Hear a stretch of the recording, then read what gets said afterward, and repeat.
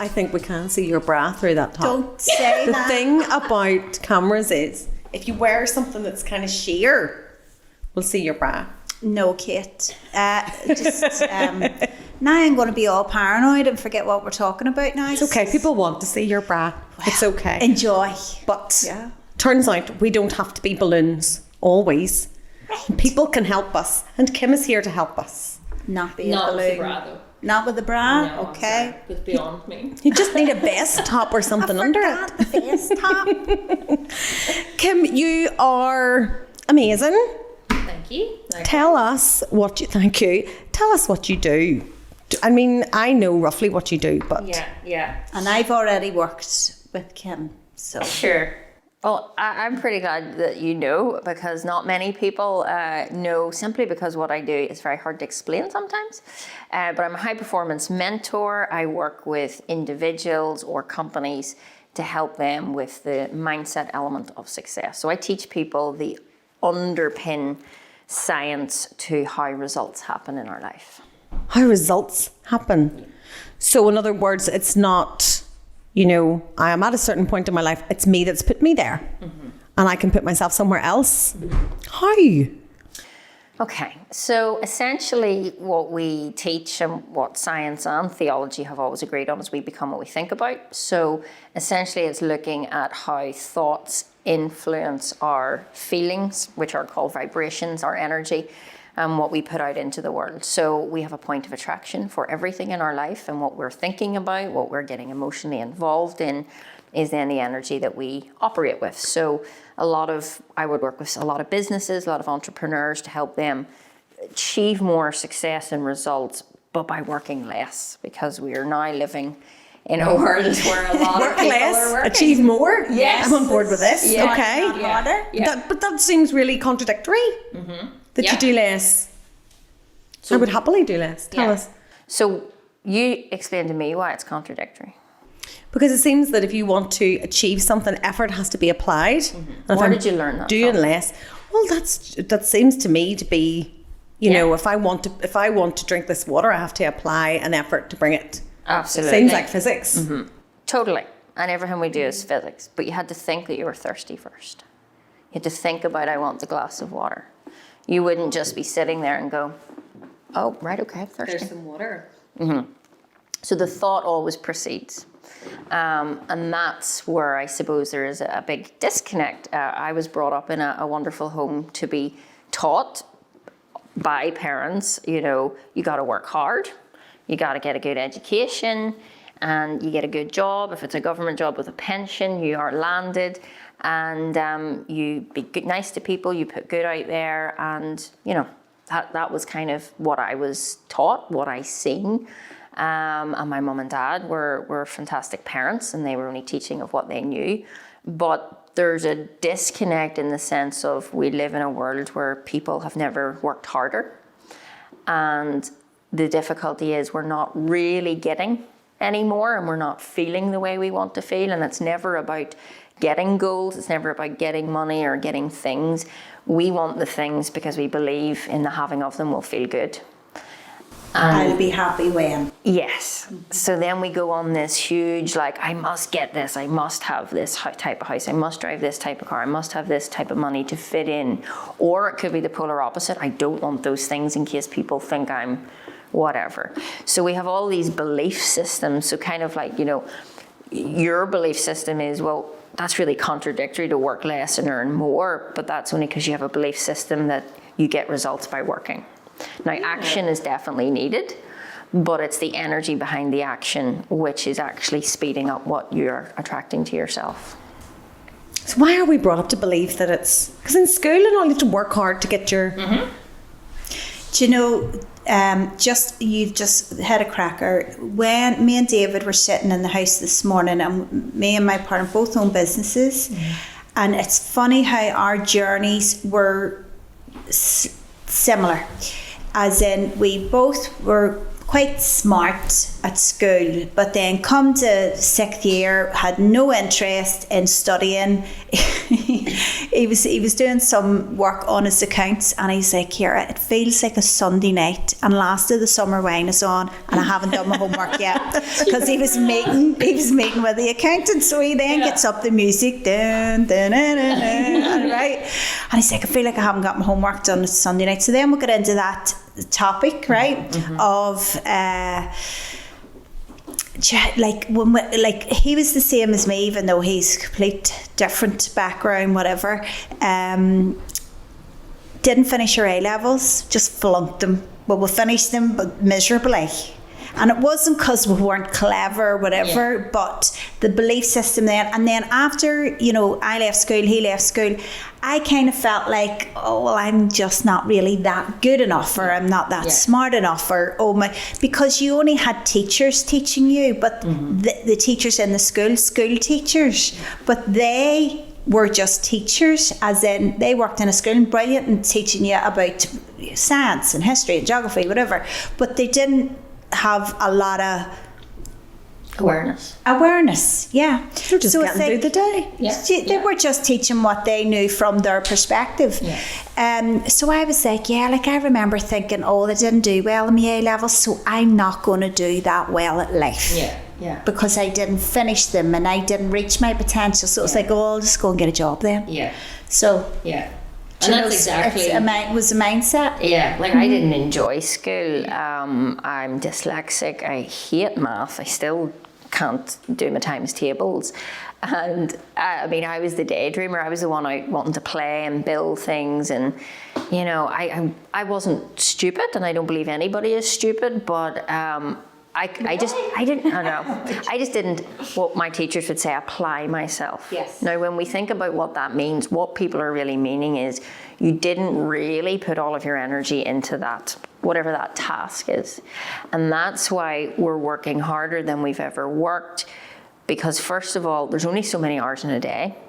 So we're always going to saturate that, and you can't work harder to achieve more because there's a limit. But secondly, people are maybe in jobs or places that they're not really where they want to be. It's not maybe their purpose, it's not their drive, and they're not applying themselves, which means they're not putting the energy in. So what happens when I look at businesses or companies, there's procrastination, there's that self-image, that doubt, am I good enough, can I do it? And it's all these beliefs when you boil down to it. They have a piece of paper that says they are fantastic, but why is it then that, you know, all the people that came out of that class who have the same piece of paper, they all earn different money, they all drive different cars, they all have different fulfilling relationships or unfulfilling relationships. We're all getting different results, yet we're all the expression of the one source of energy. And that's what interests me. So the way I look at it is we're all looking through a different lens. And that lens is what we in our industry call a paradigm. It's a collection of habits and thoughts that live in your subconscious mind. And that is the dictating ruler of our outcome. That controls 96 to 98% of all of our behaviour. Go for it. I can see the question. No, I'm listening. I'm trying to think. Keep going, because I feel like I have a lot to learn. Have you heard of the term paradigm? It means like a construct, does it? No? Okay, so you're correct. A paradigm is a collection of habits and a collection of beliefs. So you as an individual, I as an individual, Ciara, we all have paradigms. It's our belief system. Think of it like the lens of a camera. And that is created twice. Once through genetics. So a little bit of your mum, a little bit of your dad came together, created you. Then the biggest part of our programming, because your mind is an energy and it has a programming it works off, is then environmental. So what we are brought up to believe. So again, that's why I was asking you, where did you come up with that thought? Where did you come up with that belief that you have to work hard? And you came up with it because you were taught it and you seen it. So there were two evidence that make it real for you. So then you have a real solid belief system. I must put in this much effort to get out this much output. And then what we're seeing now is that's really hard work. And then you're trying to keep up and you're not really getting what you want out. And then we're going, I'm confused. I don't understand. I'll go get a different degree, or I must not be good enough. And then we turn on ourselves. But actually what is controlling our behavior and our energy is this lens. So that part of you in your subconscious mind, which is your emotional mind, that is what's controlling this physical body we live in.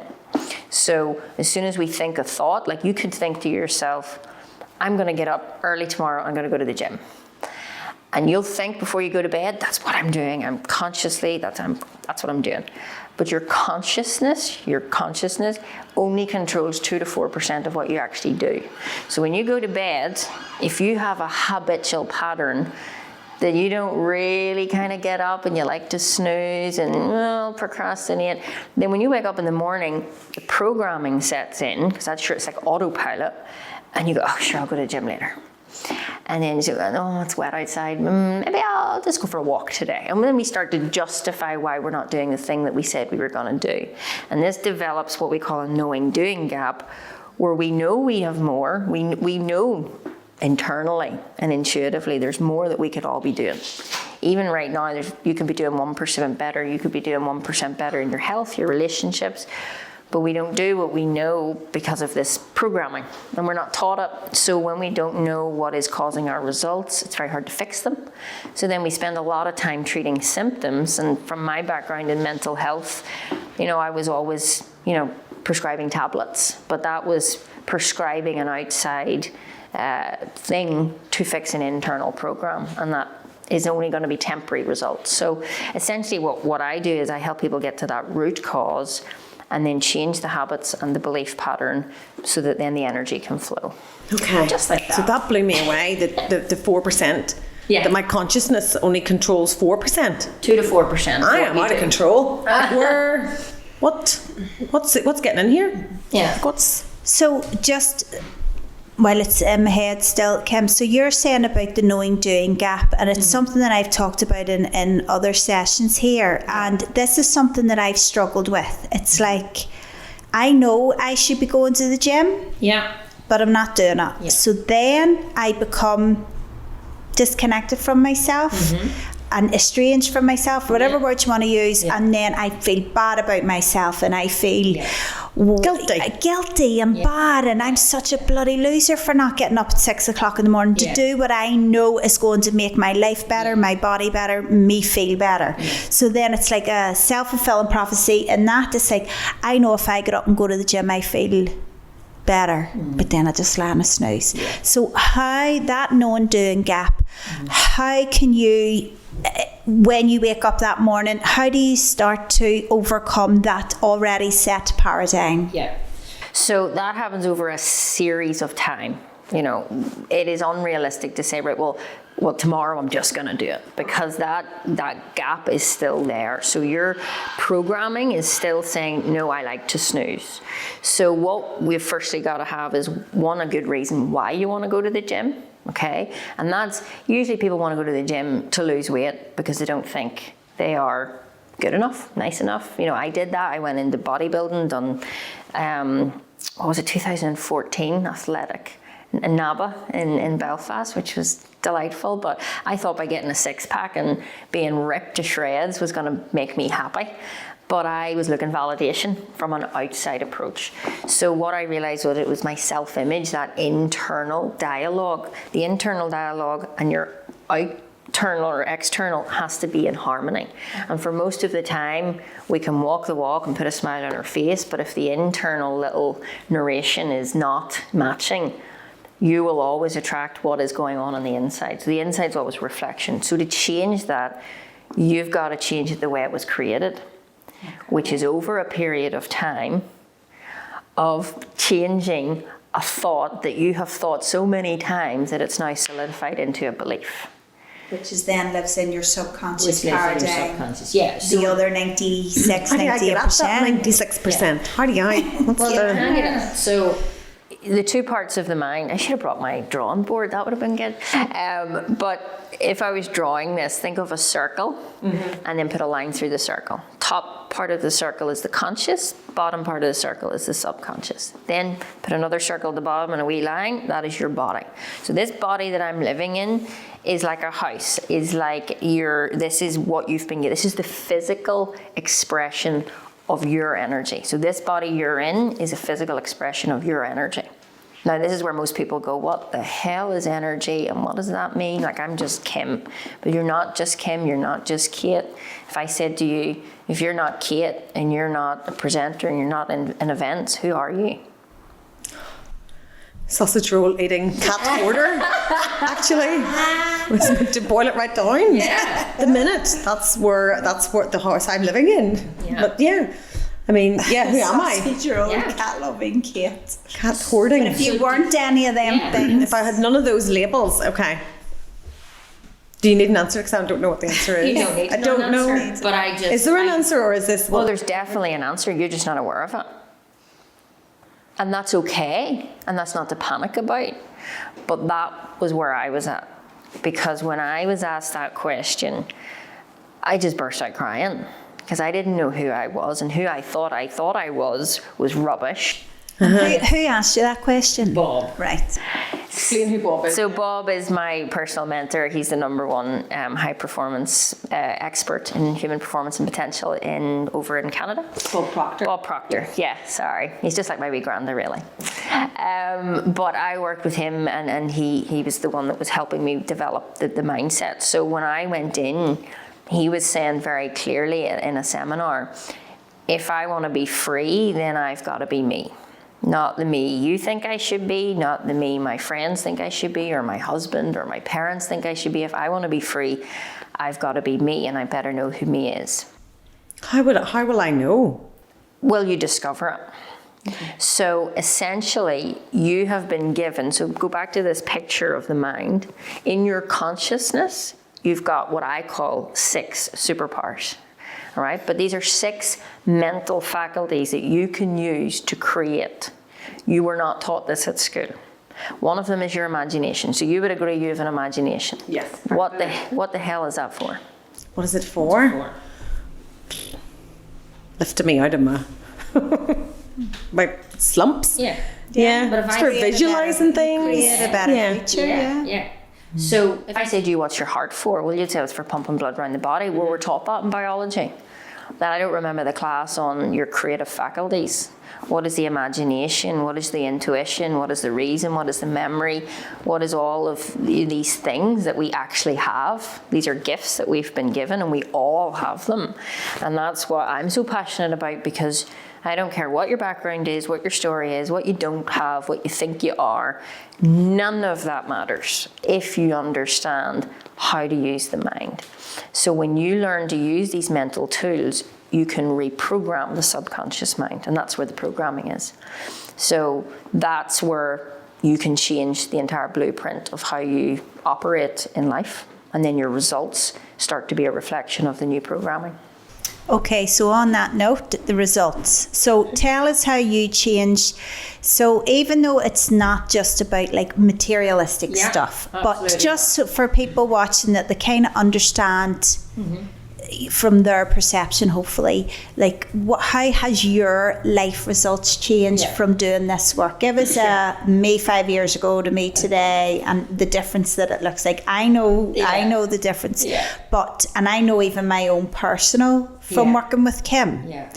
But take it because you're sitting here quite low key. We can't look out the window and see the car you drove up in. I've seen it, but you know, so to anybody looking at this, you go, well, what have you done? Prove it. Yeah, Prove it. totally. And unfortunately, we do live in a society that people do want to see the proof, and that's because we work out of our senses. I believe what I see rather than belief comes from within. But basically, I went to uni, became a nurse. Band 7 clinical nurse specialist in the Belfast Trust and in the Northern. I worked in adolescent psychiatry, absolutely loved it, but I just felt that there was a bigger calling, a bigger purpose. I loved working with all the kids, and I was always the one, you know, the kids that were, maybe people would say were struggling more, I was able to really bring the greatness out of them and bring it to the surface. So I knew instinctively there was something. So why was that not enough? Good question.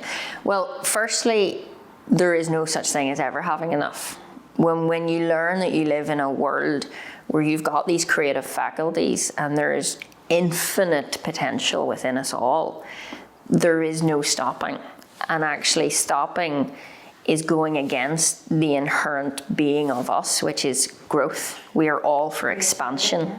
We are all for, like, you never go to the gym if you get up and bench maybe 50 kilos and then go in the next week and go, right, I'm going to bench 5. Like, you would never do it. Mm-hmm. You know, people put makeup on to improve their appearance. We're always... Take it up a notch. We're always up a notch. Yeah. When you get there, you want another notch and another one. Yeah. Now, the difficulty is we then think, well, that's terrible that I need these things to be fulfilled. But that's because we've went the wrong way around it. In goals, the only purpose of goals is to give us purpose, to allow us to grow. And that is in creation and expression and whatever that looks like. An artist will do it in art. You will do it in painting smiles on faces. You know, it's all of we do it in our own different ways. So for me, when I was in nursing, I knew. And I don't know how I knew, but I knew in my heart of hearts there was more. So did you just feel that there was a... I literally felt it in my stomach, in my throat. There is more for me out there. And yes, did I go through well, you know, I have a good Band 7 clinical nurse specialist job. I do have a pension. Yeah, you go through all of those. My mum and dad brought me up to, you know, that was enough and you shouldn't want too much and, you know, don't go after money. Money's the root of all evil. And well, it's the love of money is the root of all evil. Money is just money, it's energy. That's brilliant. Yeah. Because you hear it and it's a hard way, you know, I've read loads of books and it's like, how do you explain that? But you've just said it, the love of money, the obsession of money is where the bad vibe energy comes from. Yeah. And in my experience, you have come across far more millionaires than I have, but proper stupid. Oh. They don't even talk about money. They don't care about money. Yeah. It's just a byproduct to how they're living their life. A piece of money in their minds, and I deem it the same, but I'll have to explain it so you don't crucify me. A £100 note and a piece of tissue is the exact same thing. The only difference is our attention on them. I value this piece of paper. I do not value this piece of paper. So it's the perceived value that we place on things. Now, the reason that money gets a bad rap is because we live in a world where we believe there isn't enough of it. And actually, money is just energy, just like this glass of water is energy. And when you realize that everything is energy, and this is talking high level awareness, when you realize that, you don't get a pile of money and go, don't you touch my money, or I'm not going to do that, or I'm not going to go and buy that nice dress that I really want that would make me feel good. You hoard and you hold back, and you come from a place of lack consciousness. Now, if I am putting out a negative feeling towards money, I'm not going to attract it. Like, imagine, there's some people don't have a good relationship with money.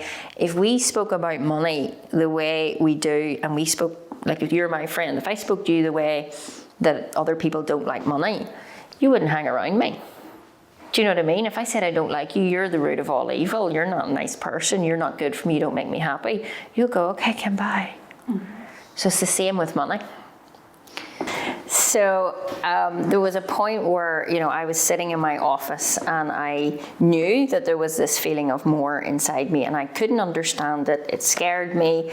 It kind of excited me. But most importantly, I was like, oh, this feels weird. And I did have those feelings of what will other people think. I had my mum and dad's voices in my mind, don't give up this good job. But ultimately, I just felt there was something else. I'm so grateful that I did actually I drew a line in the sand, and it was actually on the Boucher Road in Pets Are Home, because I realised one day, that was my defining moment. Right. Of your life. Joining the dots. Absolutely. And I get asked that all the time in interviews, when was that moment? And I'm like, in Pets Are Home in the Boucher Road, because I realised that I could not afford the dog food. And I'm standing there in a very highly qualified job, but at the end of every month, I was counting the pennies. It was just enough to get by every single month. When you earn, I don't care who I've spoken to, they never have the money that they want to have. So then when you don't have the money that you want to have, you don't do the things that you really want to do. So for me, money was coming in, but it was always going out. And even when I got a wee bit extra, worked a wee bit harder, the tires needed change, something happened. So I was seeing this in, out. And that was a point where I just went, right, I'm 28 and I can't afford dog food. This is not good. And it really broke me inside, and I had £4.20 in my pocket, and that's how I knew, because I was looking at it going, right. So I made the decision. I went into work the next day, and I looked at a calendar, I closed my eyes, put my finger out, and it landed on the 11th of November. And I walked around to my boss, I wrote the letter, and I walked in and went, I'm going to be leaving, and I want to let you know.